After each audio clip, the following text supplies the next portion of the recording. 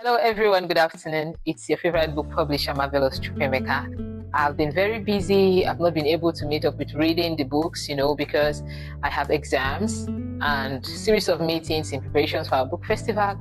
And as well, I have works, like lots of books to publish. So I've been really busy and I never had enough time to do this. But I'm here to read through Amaliagha Makes a New Friend. Remember, we've been reading through Amaliagha Makes a New Friend, written by Jan Pratt.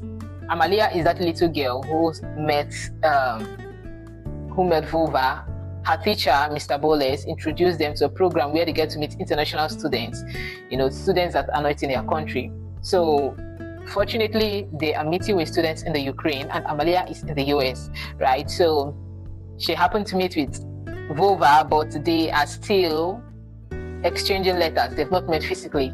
So before I go into the reading today, please, if you know, remember we read through Nolan's Dream, and if you've not gotten a copy of Nolan's Dream, the disabled child whose hands are like flippers, who fell over the cliff and always dreamed of becoming a dolphin. If you've not gotten a copy of that book, please do well to do so at nolanmonstersproduction.com. Trust me, you will love it.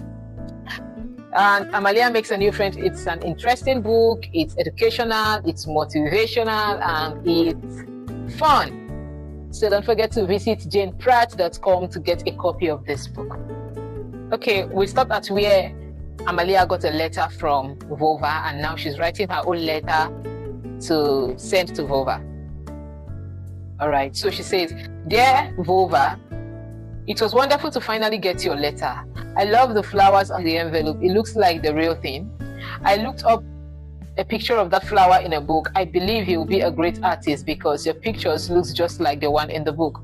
What do you like to draw the most? We have art classes at our school where we learn different ways to draw, but so far none of my pictures look very real. I will keep practicing. My town is middle-sized. I asked my mom what size it was.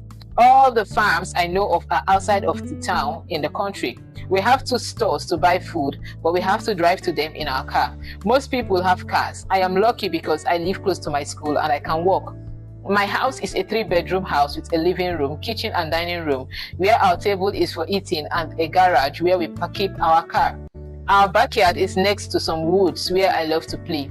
I don't think our house is too big or too small, but just right for our family. I have one brother who is 3 years older than I am.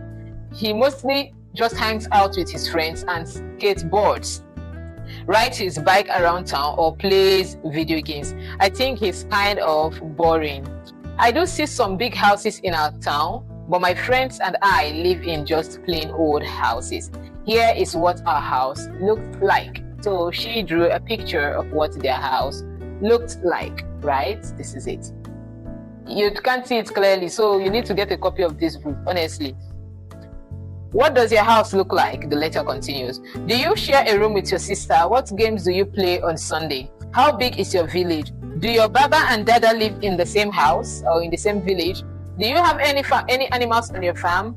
I can't wait to get your next letter. Your pen pal, Amalia." So they are exchanging letters, but let me tell you something. Amalia met with Vova. We don't know what brought them together. So if you want to know, I told you I will read through all the stories. If you want to know what brought them together, visit janpratt.com to get a copy of this book. Amalia and Vova came together physically. They met themselves together physically, and their families met. So if you want to know what happened, visit janpratt.com to get a copy of this book. Like I said earlier, I won't be reading all, but I will get to a point. I'm still your favorite publisher, Marvelous Chukwemeka. See you in my next video. Enjoy the rest of the week. Bye.